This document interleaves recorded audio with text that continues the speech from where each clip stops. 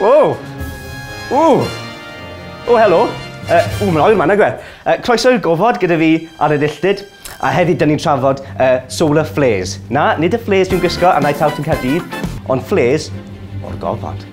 Sut fydd yr haul yn dynisio'r ddear 10 mlynedd nesaf? Gyda aled uchdyd. So na i glir yn gloi beth yw solar flare. Right, solar flare yw pan mae casgliad o egni electromagnetic yn ffurfio ar corona, sef ar wyneb yr haul.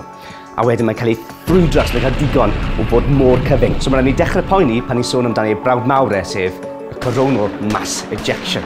Coronal mass ejection, os chi'n clymedd amdano'r solar flare fel muzzle a rhyw fath o ddryll, y coronal mass ejection yw'r bwled, a mae'n rhaid ni poeni os mae'r bwled na yn saethu at y ddaear. Y reswm mae'n rhaid ni poeni yw, unwaith mae'r egni yn cyrraedd atmosffer y ddaear ac yn edweithio gyda'r oxygen a'r nitrogen, oedd yn creu aurora, sydd yn gallu bod yn bert chydig o'r blaen, yr aurora borealis, rili goliad bert yn yr awyr, ond os mae'r egni'n rhy gryf, oedd yn gallu effeithio ar ei system trydanol ni, ac yn gallu, basically, o lan y ddaear trwy roi blackout am 10 mlynedd i ni. Yn 2012, oedd yr haul wedi saethu bwled o coronal mass ejection tuag at y ddaear, ac oedd y ddaear fan hyn. Os oedd e wedi digwydd wythnos yn gynharach, bydd y ddaear fan hyn.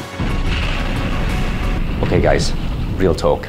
Be bydd yn digwydd? So pan mae'r electronau ac yr ionau yna yn bwrw'r atmosffer, bydden nhw'n creu egni electromagnetic bydd yn adweithio gyda ceblau trydanol ni ac yn toddi nhw, nhw'n dinistrio transformers ni. So bydd dim systemau trydanol da ni. Bydd dim Wi-Fi da ni, God forbid. Dim ffôn symudol da ni, bydd yr un wedi mynd, a bydd dim system sewage da ni chwaith. Bydd ni literally yn y shit am 10 mlynedd. Bydde y systemau trydanol ni wedi dinistrio'r pwynt lle bydde fe'n cymryd 10 mlynedd i ailadladu pob dim to. Beth yw'r tebygolrwydd o rhywbeth fel hyn i ddigwydd yn y 10 mlynedd nesaf? 12%.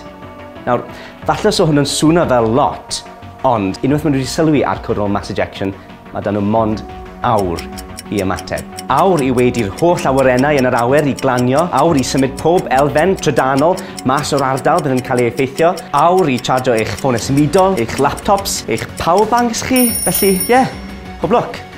Dwi offi lawr lwyth o bob episode o Gilmore Girls.